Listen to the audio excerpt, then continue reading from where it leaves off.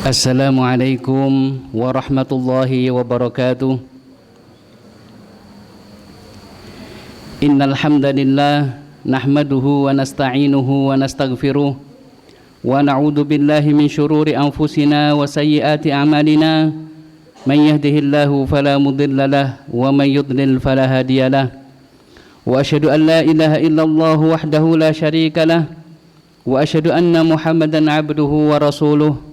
Ya ayyuhalladzina amanu taqullaha haqqa tuqatih wa la tamutunna illa wa antum muslimun.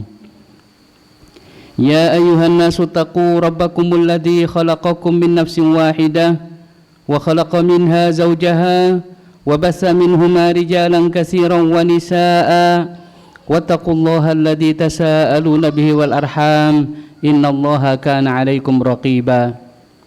Ya ayyuhalladzina amanu taqullaha wa qulu qawlan sadida yuslih lakum a'malakum wa yaghfir lakum dhunubakum wa may yuti'illaha wa rasulahu faqad faza fawzan 'azima.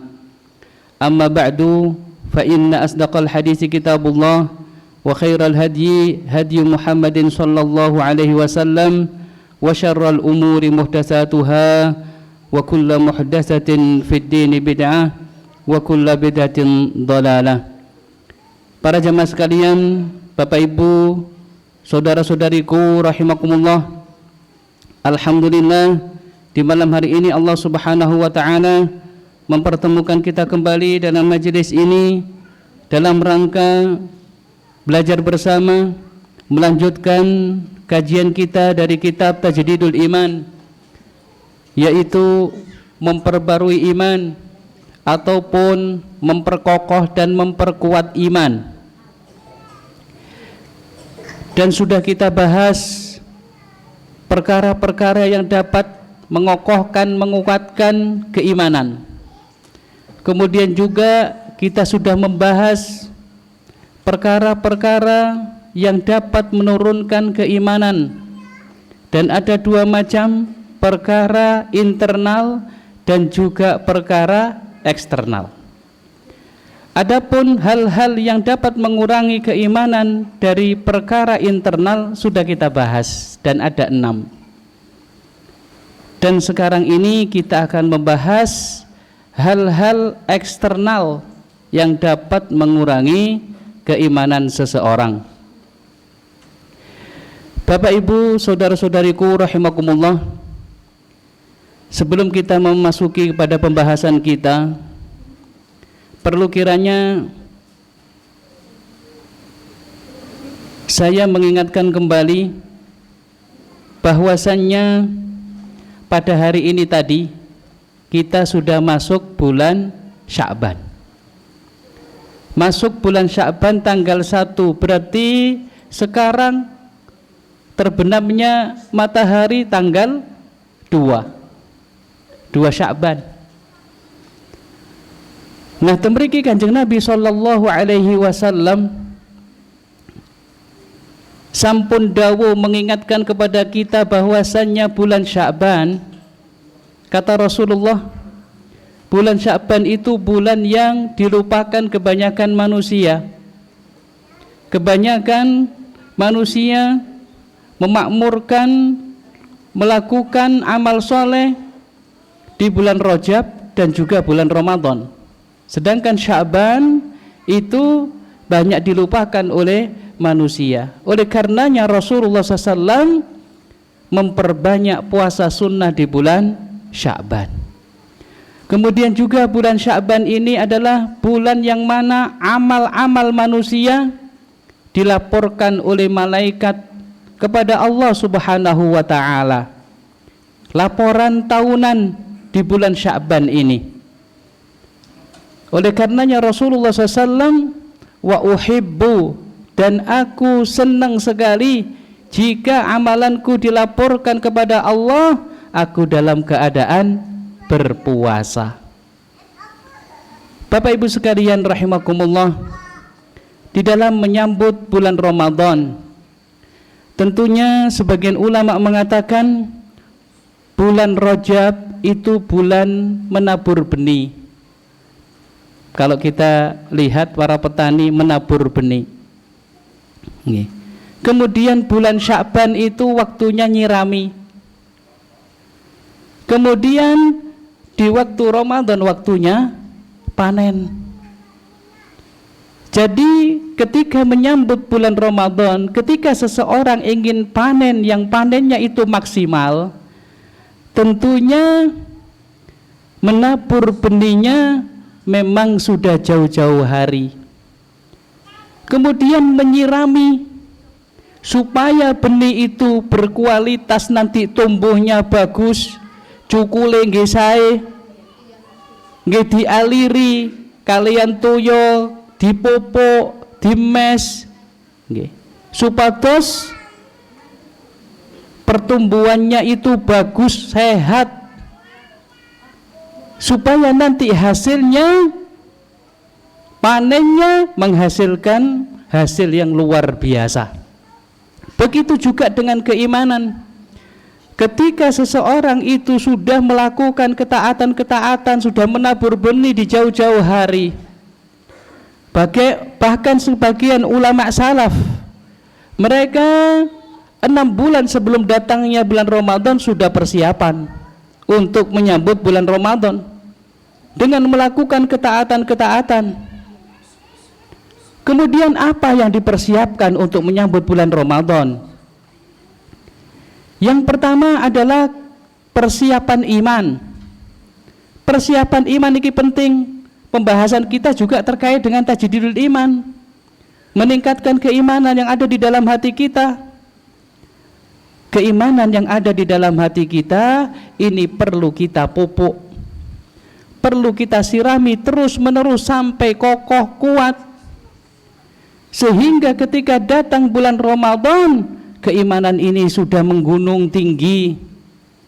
Betul-betul ketika seseorang itu keimanannya itu menggunung tinggi, dia dalam melakukan amal soleh itu tidak merasakan berat dan malas. Betul-betul semangat di dalam melakukan kebaikan-kebaikan dan merasakan ringan sekali di dalam melakukan qiyamul lail, di dalam melakukan puasa, di dalam melakukan amal-amal soleh yang lain, bersedekah, membantu yang lainnya misalnya.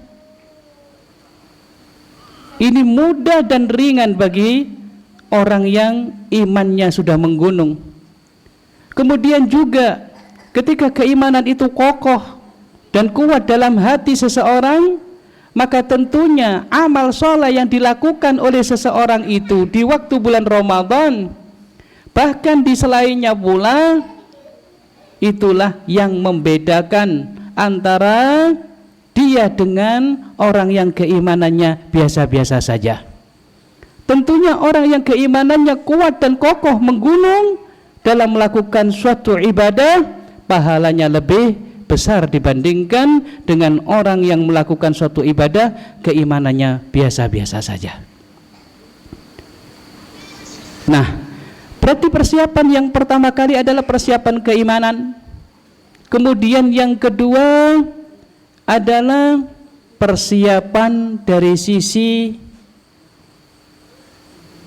kesehatan kita, imunitas tubuh kita perlu dijaga. Perlu dijaga, makan makanan perlu dijaga juga. Jangan sampai apa saja yang membahayakan, misalnya pedes-pedes, nggih nyebabaken napa asam lambungnya naik, nggih empun ngantos di tedoh. Ramadan sampun dekat, dijaga kesehatannya, ya nggih. Istirahatnya nggih secukupnya. Kemudian juga dari sisi melakukan aktivitas juga dijaga, jangan sampai berlebih-lebihan di dalam melakukan aktivitas demi menyambut bulan Ramadan. Jaga kesehatan. Kemudian yang ketiga, persiapan napa malih? Persiapan doa. Napa sampun ndonga nedhi tenggene Allah Subhanahu wa taala supados saged ditemuaken kalian bulan Ramadan dalam keadaan sehat walafiat, dalam keadaan penuh dengan keimanan? Kalau dereng, monggo dipersiapkan berdoa meminta kepada Allah agar kita juga diberkahi di bulan Sya'ban ini dan juga dipertemukan dengan bulan Ramadan dalam keadaan penuh dengan keimanan dan dalam keadaan sehat walafiat dan dalam keadaan aman. Nah, niki persiapan. 3 persiapan tersebut kemudian juga bisa kita tambahkan dengan persiapan yang lainnya, yaitu persiapan bekal dari sisi finansial. Ingkang kerjane berat, misalnya kerjanya berat sekali karena tidak kuat kalau berpuasa, maka mungkin sudah jauh-jauh hari sudah dipersiapkan finansialnya, sehingga di waktu Ramadan bisa ambil cuti kalau memang kerjanya itu memang berat, sehingga dia bisa melaksanakan puasa di bulan Ramadan 1 bulan penuh. Nah, niki inggih punika persiapan-persiapan dalam rangka menyambut datangnya tamu agung kita, yaitu bulan suci Ramadan. Para jemaah sekalian rahimakumullah, di antara persiapan untuk menyambut datangnya bulan Ramadan pula inggih punika waspada dengan godaan-godaan setan. Hal-hal yang dilarang oleh Allah Subhanahu wa taala jangan sampai kita lakukan. Dan hal-hal yang dapat menurunkan keimanan baik internal ataupun eksternal yang akan kita bahas malam ini juga dalam rangka mempersiapkan pertemuan kita dengan bulan Ramadan. Nah, temriki Syekhuna muallif kitab Tajdidul Iman hafizahullah taala, beliau mengatakan, ammal qismus tsani, adapun bagian yang kedua, fahuwal asbabu wal muassiratul kharijiyah allati tuassiru fil imani bin naqs. Yang kedua ini adalah hal-hal yang dapat mengurangi keimanan, ya, yang mana hal-hal tersebut dari eksternal diri manusia, dari luar, bukan dari diri, bukan dari dalam diri manusia, bukan, tapi dari luar, unsur dari luar yang dapat menyebabkan imannya seseorang turun. Wa tatalakhasu fi salasati awamil, kata beliau, perkara-perkara itu, unsur-unsur tersebut yang dari luar yang dapat mempengaruhi keimanan seseorang sehingga keimanannya itu bisa turun, saya ringkas, kata beliau, ada 3 hal. Yang pertama inggih punika asyaitanu, setan. Yang pertama adalah setan, kata beliau, wa huwa akhtaruha wa asyadduha dararan. Yang pertama ini, yaitu setan ini yang paling bahaya di antara 3 perkara tersebut. Wa asyadduha dararan, dan paling membahayakan seseorang. Fasyaitanu, kata beliau, huwa aladdu a'da'il insan. Setan itu adalah musuh yang paling kasar, yang paling keras bagi manusia. Padahal kalau kita lihat, setan itu hanya bisanya membisiki kemawon. Nggih napa mboten? Nggih.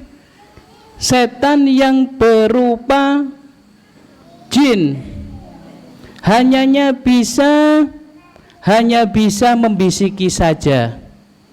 Berbeda dengan setan berupa manusia. Setan berupa jin hanya bisik-bisik kemawon. Ayo lakonono ngene lho. Enak. Mosok gak kepingin kon diiming-iming, dipaes-paesi, dimotivasi supados ngelampahi perkawis ingkang dilarang kalian Allah Subhanahu wa taala. Tidak ada setan itu menggerek tangannya orang tersebut, memborgol mantun ngonten, memaksa dia untuk melakukan suatu dosa dan kemaksiatan. Boten wonten setan ingkang berupa jin niki. Cuma gini ku wau ngipas-ngipasi mawon. Ayo, angkatan HP nih, ayo. Teleponen, sopo.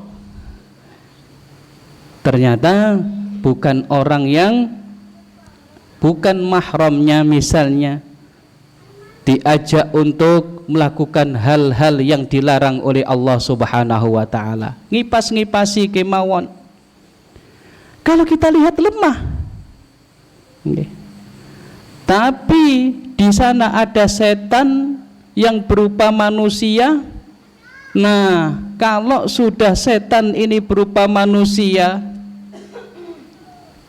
manusia yang tergoda oleh setan dari jin, tentunya dia memiliki kekuatan, bisa memborgol, menyeret, memaksa, mengunci pintu rumah untuk mengajak, memaksa seseorang melakukan hal-hal yang dilarang oleh Allah. Mampu dia.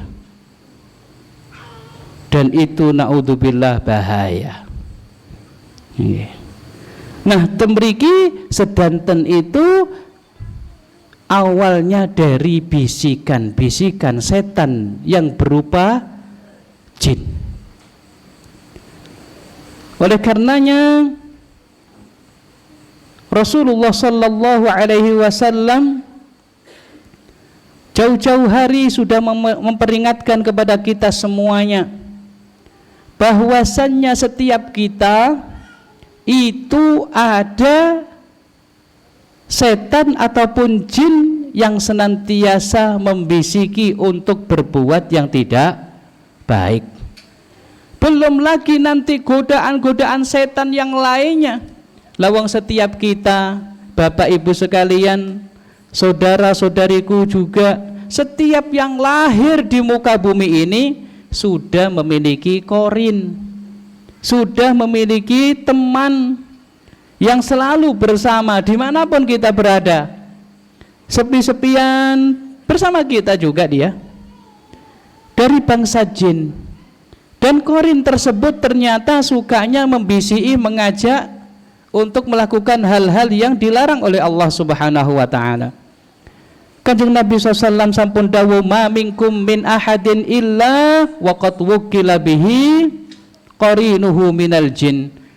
Tidak ada di antara kalian seorang pun kecuali dia telah diberi oleh Allah teman, tapi teman ini teman yang mengajak kepada keawonan, hal-hal yang boten sae, yang diharamkan oleh Allah Subhanahu wa ta'ala, dari bangsa jin. Para sahabat pun bertanya kepada Rasulullah, wa iyyaka ya Rasulullah, apakah engkau juga demikian wahai Rasulullah?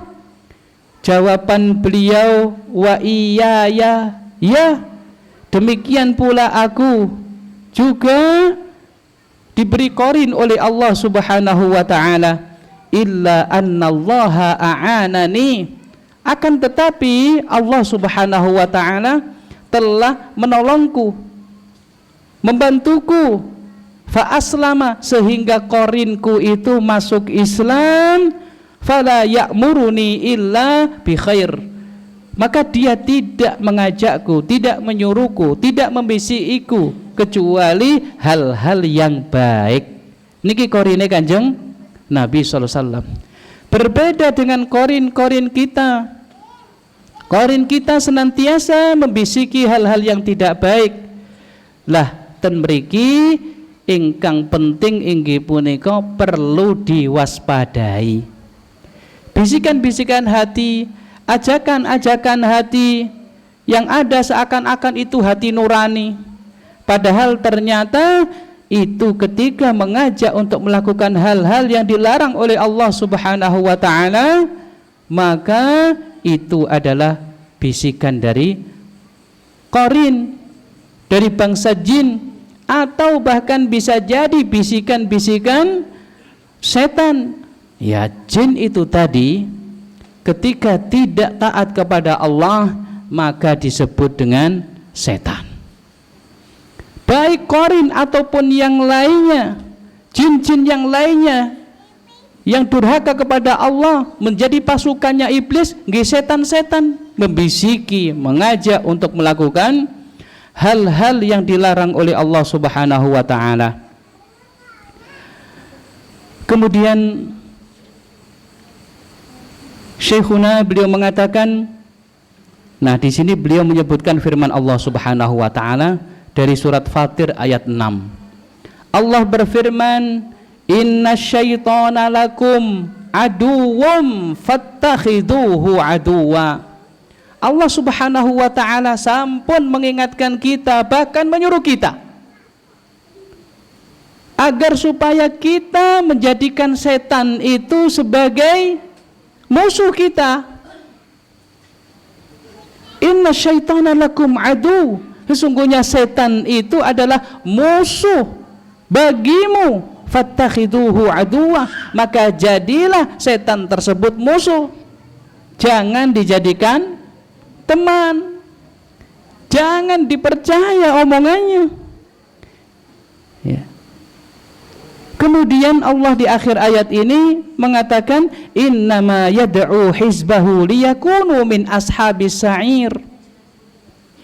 Mereka mengajak golongannya, manusia yang terpengaruh dengan ajakannya, liyakunu min ashabis sa'ir, agar supaya mereka semuanya menjadi penduduk neraka yang menyala-nyala. Nah, temriki Allah Subhanahu wa ta'ala mengingatkan kita semuanya, musuhmu iku setan,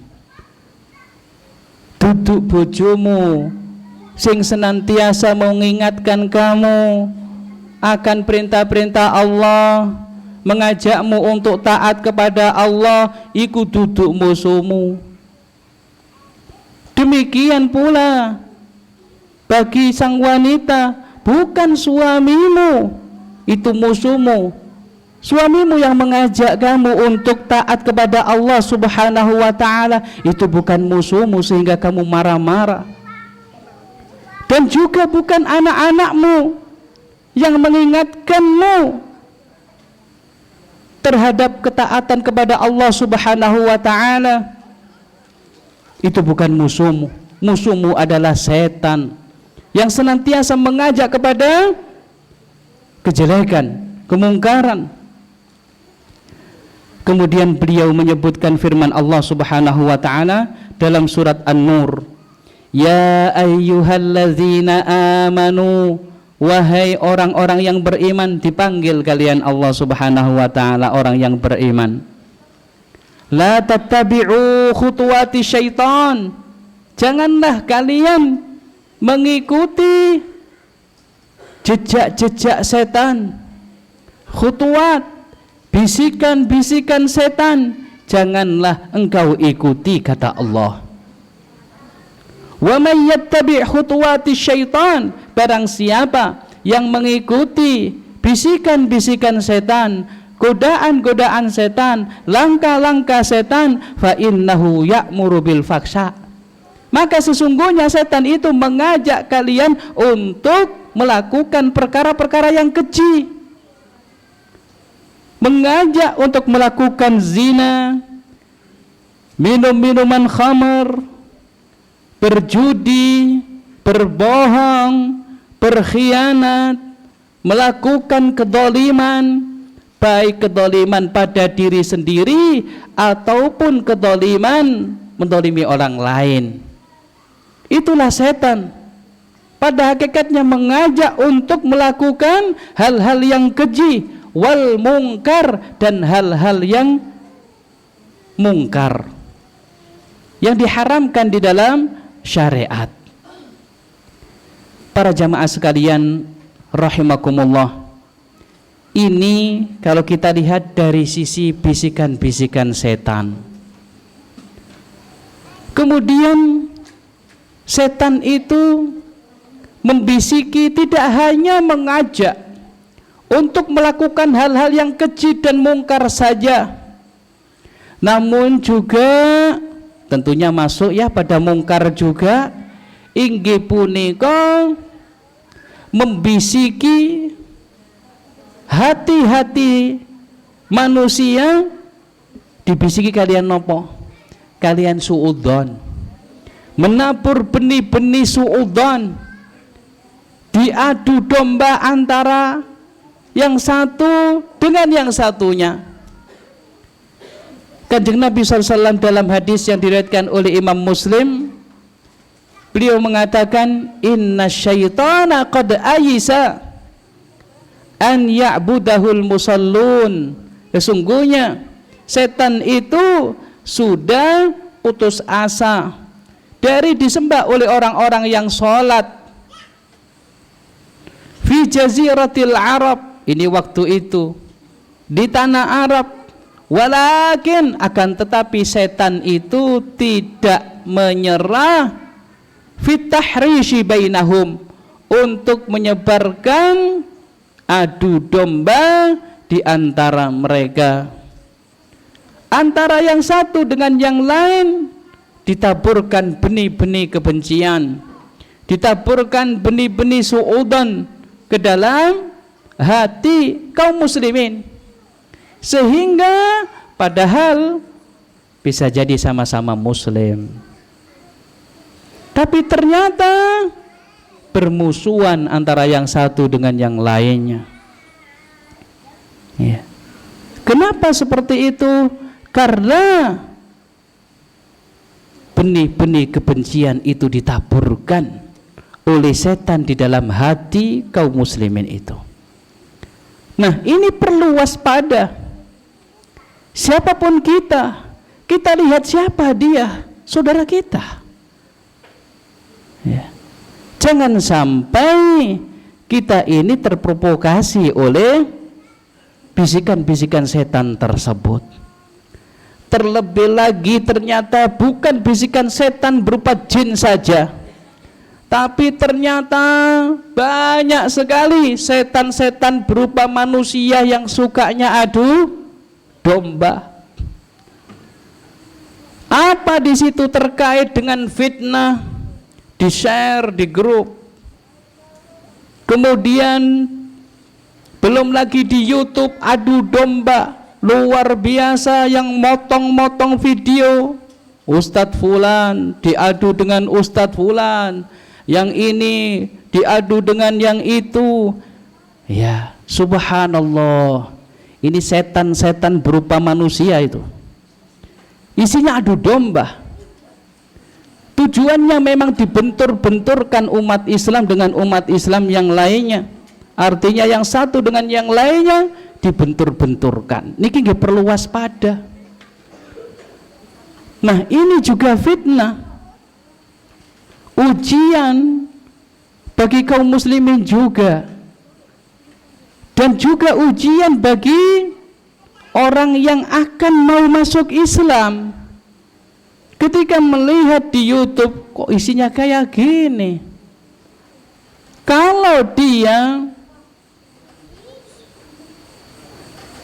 betul-betul menerima Islam tersebut, ingin mempelajari Islam, maka dia akan menerima Islam itu kemudian mempelajari.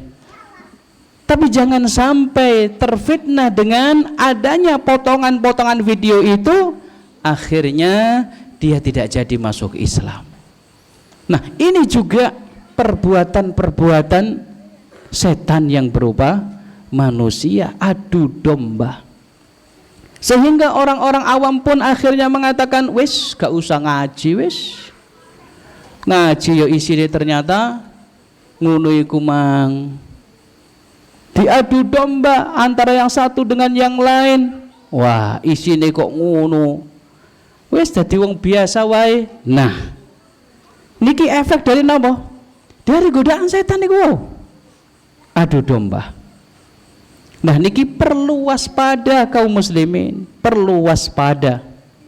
Sudah diwanti-wanti kalian Kanjeng Nabi fitahrishi bainahum, tidak menyerah di dalam mengadu domba, menebarkan benih-benih suudzon, kebencian di antara mereka yaitu kaum muslimin.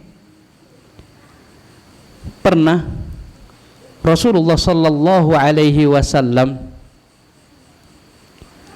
ketika beliau bersama istrinya Sofiyah, dan waktu itu beliau iktikaf di masjid, di waktu malam datanglah Sofiyah binti Huyai, istri Rasulullah SAW, mendatangi Rasulullah SAW di masjid. Kemudian setelah itu beliau berdua ngobrol, Sofiyah menyampaikan kebutuhannya.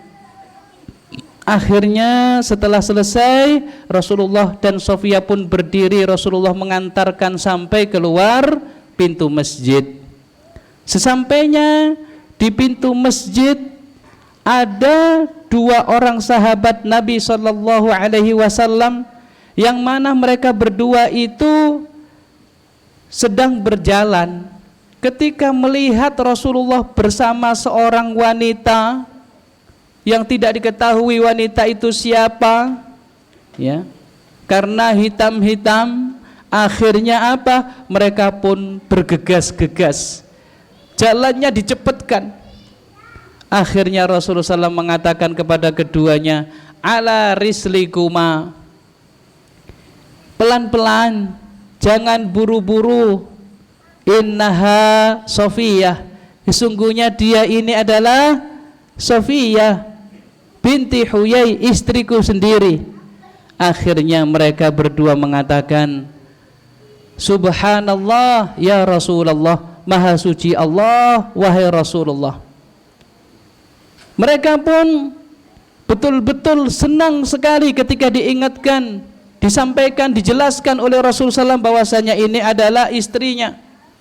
Nah, ketika seorang muslim dalam keadaan seperti itu, misalkan menjadikan orang lain itu curiga karena perbuatan kita misalnya, maka hendaknya kita jelaskan agar supaya saudara kita tidak ada benih suudzon itu dan kebencian itu.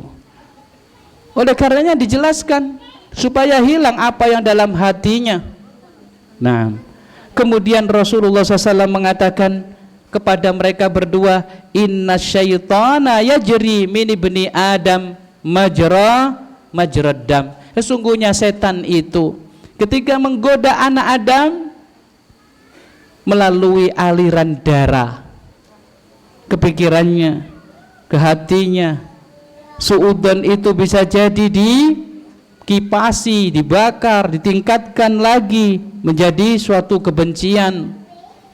Kemudian Rasulullah SAW mengatakan, fa khasyitu an yuqdhafa fi qulubikuma syai'an aw syarran, dan aku khawatir kalau setan menaburkan benih-benih kejelekan ke dalam hati kalian berdua.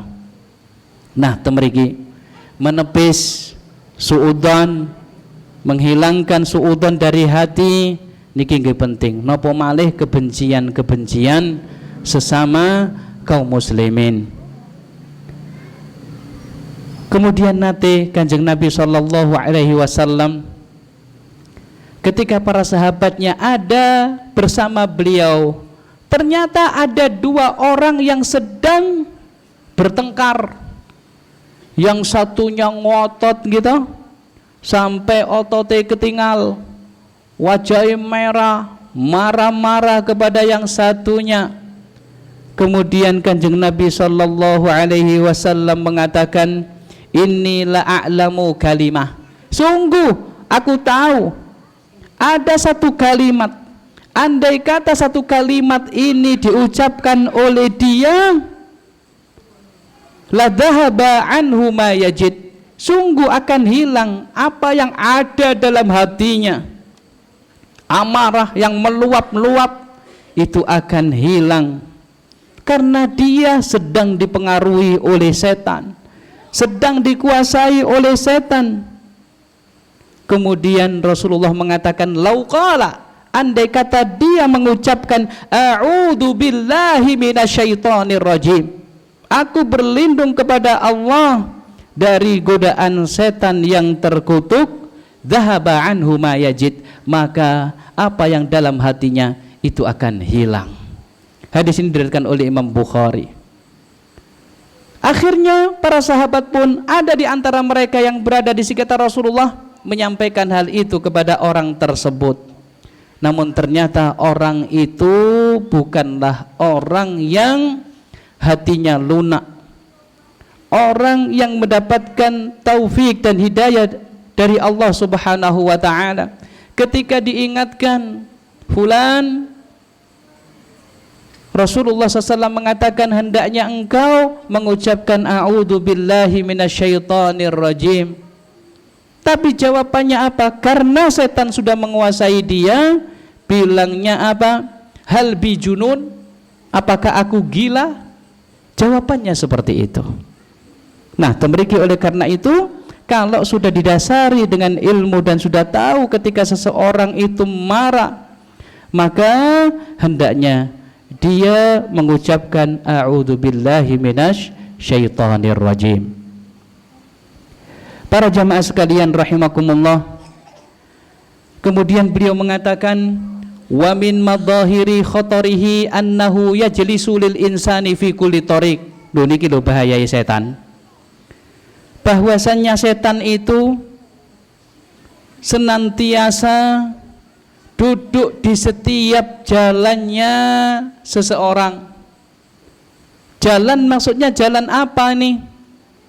Jalan menuju ke ketaatan ataupun jalan menuju ke kedurhakaan ataupun ke kemaksiatan, kemungkaran. Setan senantiasa berada di situ. Yajrisu lil insani fi kulli tariq, di setiap jalan yang dia tempuh dia berada di situ.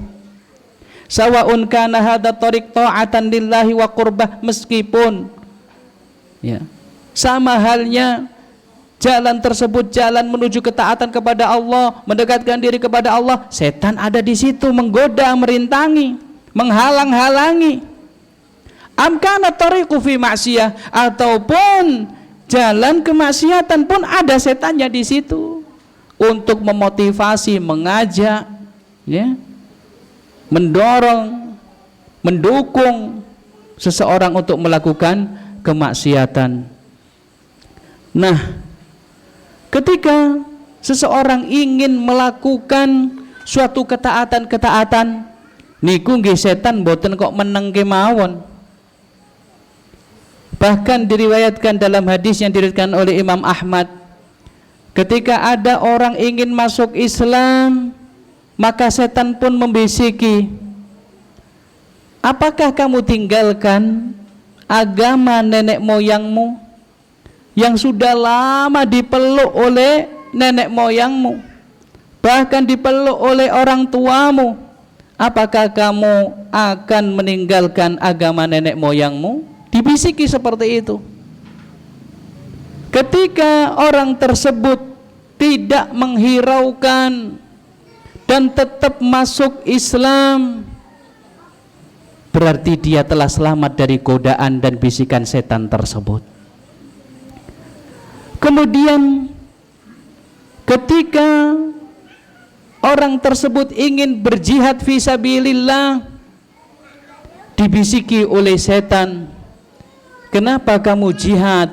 Nanti kalau kamu mati di medan laga jihad, istrimu akan menjanda, anak-anakmu akan yatim, miskin, dan seperti itu. Namun ketika hal itu tidak dihiraukan oleh dia dan dia berangkat berjihad fisabilillah, berarti dia selamat dari bisikan setan. Niki sampun isya nggih. Nggih, kita dengarkan adzan terlebih dahulu kemudian kita lanjutkan.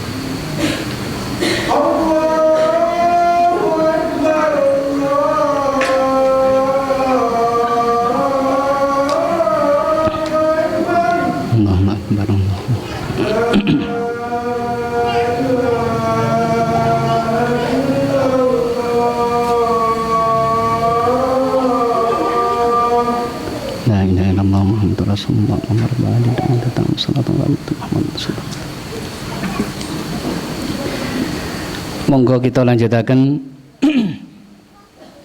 Nah, temriki setan senantiasa menggoda kita. Dimanapun kita, jalan apapun yang kita tempuh, setan akan selalu menggoda kita. Karena hal itu berdasarkan janji raja daripada setan, inggih punika iblis.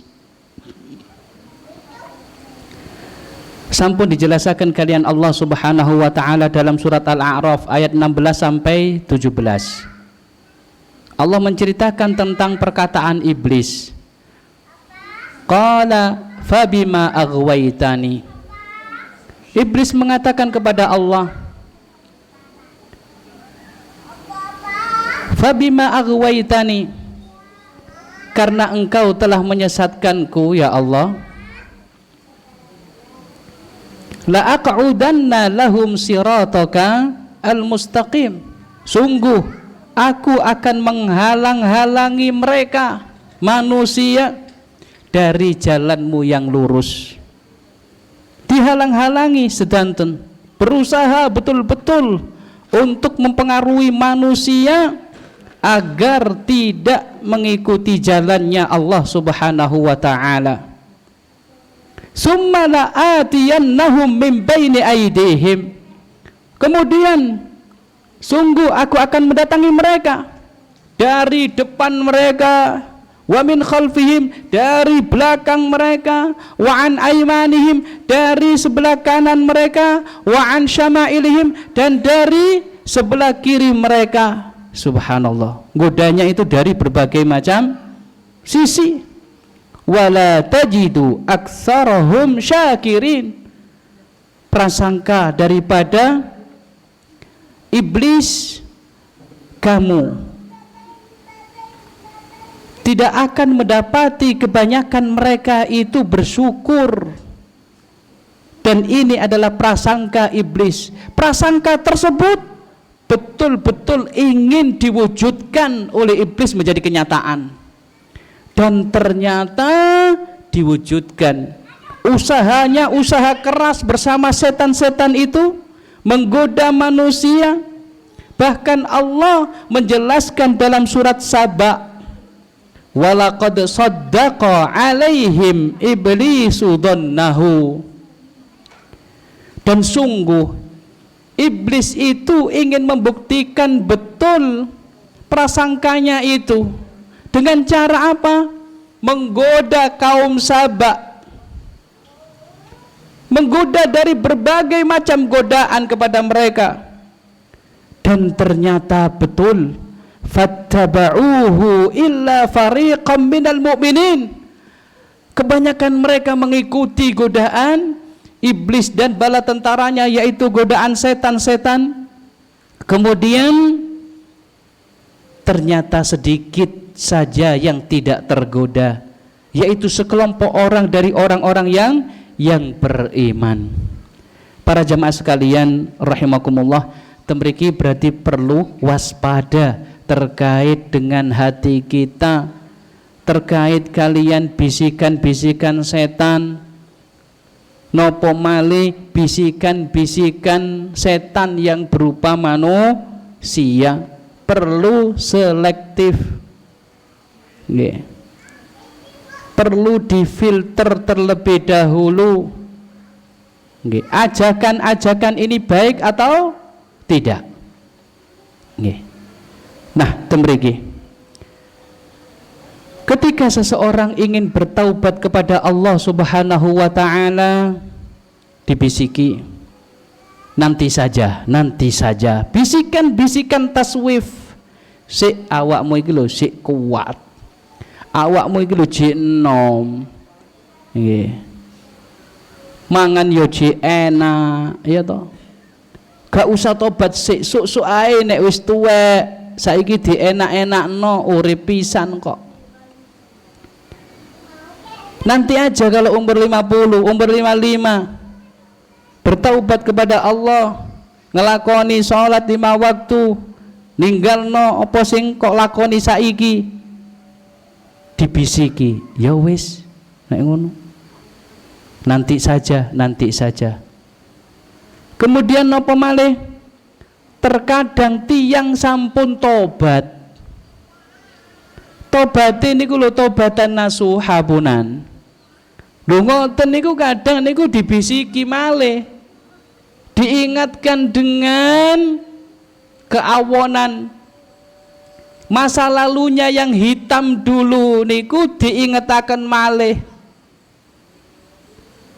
Dilek awakmu lho koyok ngene, enak biyen niku ya kan, coba diingatkan kali nikmatnya waktu dulu melakukan dosa dan kemaksiatan waktu dulu, diingatkan malih.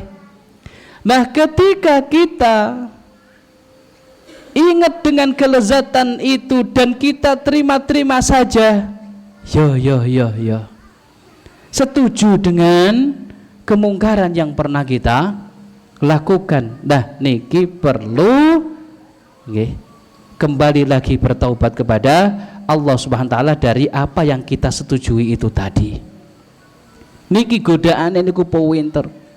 Kadang tiang niku sampun bertaubat dari dosa kesyirikan apa-apa yang dulu dia lakukan, sampun tobatan nasuha, tapi keranten ingin kedudukan, keranten ingin dihormati yang lainnya, akhirnya menceritakan hal itu dengan bangganya,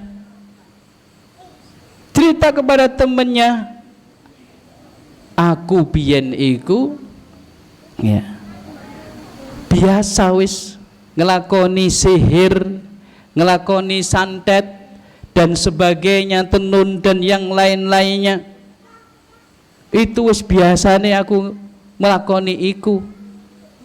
Padahal dia sudah bertaubat, tapi berhubung ada orang baru, orangnya ini kelihatan terpandang dan juga senang dengan dakwah sunnah, kemudian dia ceritakan supaya dia mendapatkan tempat di hati orang tersebut. Masya Allah, berarti sampean luar biasa, sudah bertaubat. Nah niki cerita, bisa jadi ceritanya sama seperti itu, tapi niatan niki berbeda.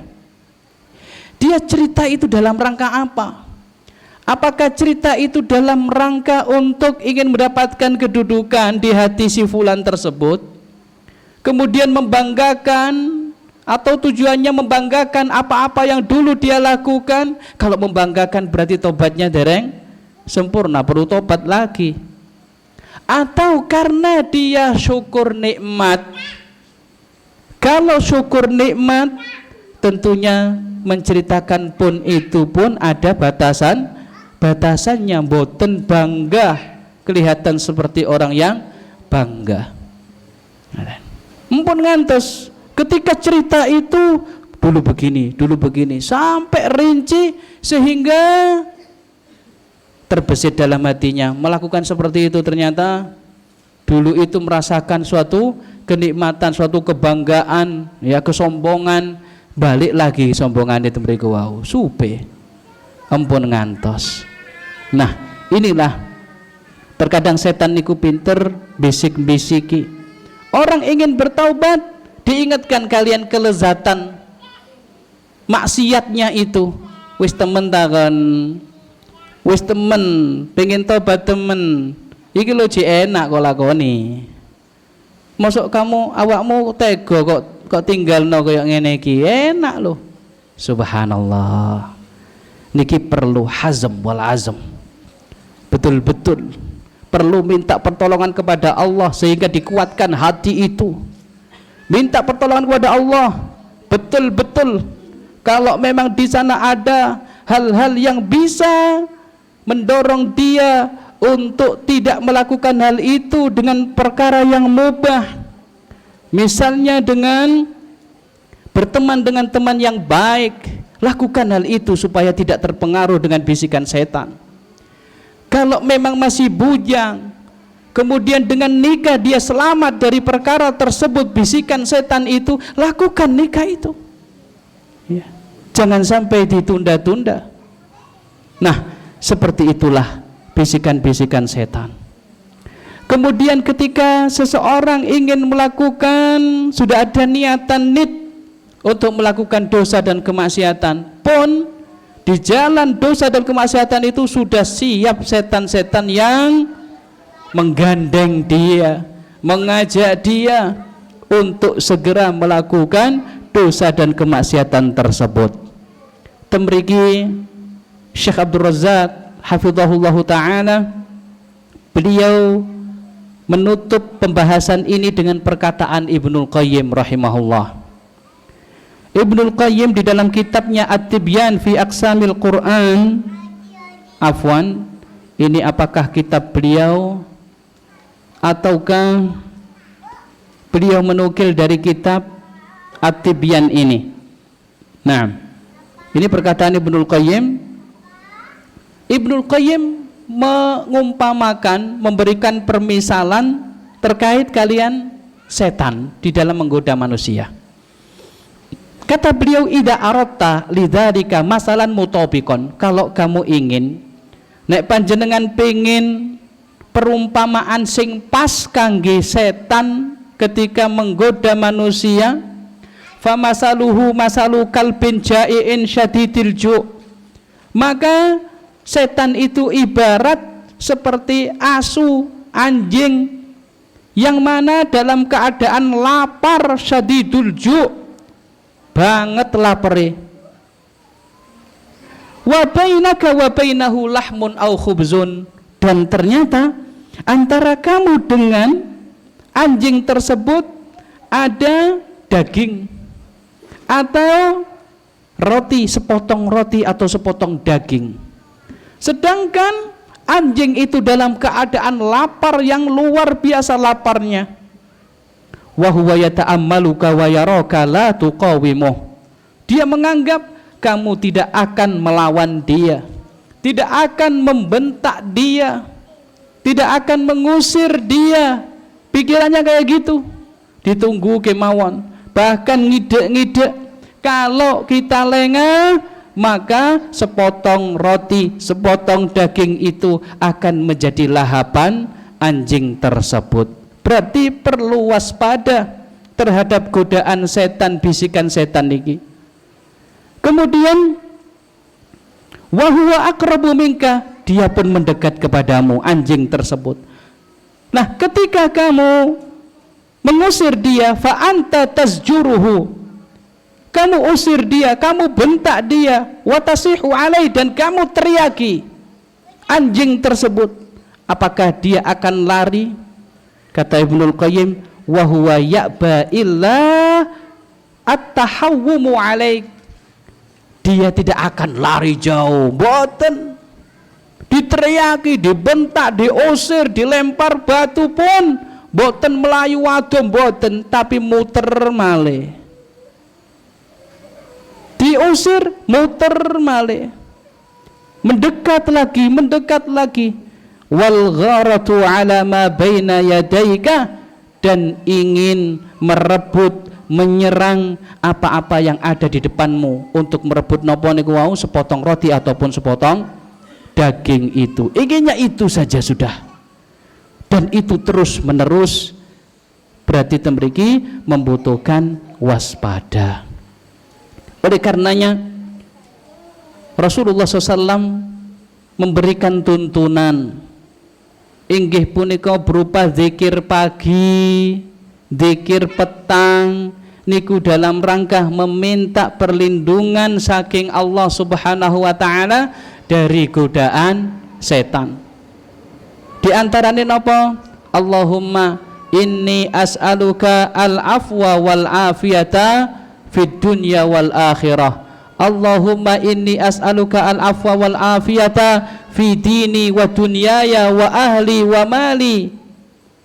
Allahumma astur aurati wa amin rawati. Allahumma khfadni min baini yadayya. Ya Allah, jagalah kami dari depan kami, wa min khalfi, dari belakang kami. Semuanya ini adalah minta perlindungan dari Allah Subhanahu wa taala, minta perlindungan kepada Allah dari godaan setan. Wa an yamini, dari sebelah kananku, wa an shimali, dari sebelah kiriku, wa an ughtala min tahti, dan aku berlindung kepadamu dari serangan godaan dari bawah. Nah, niki nggih penting supados selamat dari godaan setan. Mugi-mugi Allah Subhanahu wa taala senantiasa memberikan taufik dan perlindungan kepada kita semuanya, sehingga kita selamat dan tidak terpengaruh dengan godaan setan tersebut. Sakmonten ingkang saged kula aturaken pada pertemuan kajian kita pada malam hari ini. Mugi-mugi Allah memberikan ilmu yang bermanfaat kepada kita semuanya dan keistiqomahan di jalan Allah Subhanahu wa taala sampai kita meninggal dunia. Mohon maaf atas segala kekurangan. Kita tutup dengan doa kafaratul majlis. Subhanakallahumma wa bihamdika asyhadu an la ilaha illa anta astaghfiruka wa atubu ilaik. Assalamualaikum warahmatullahi wabarakatuh.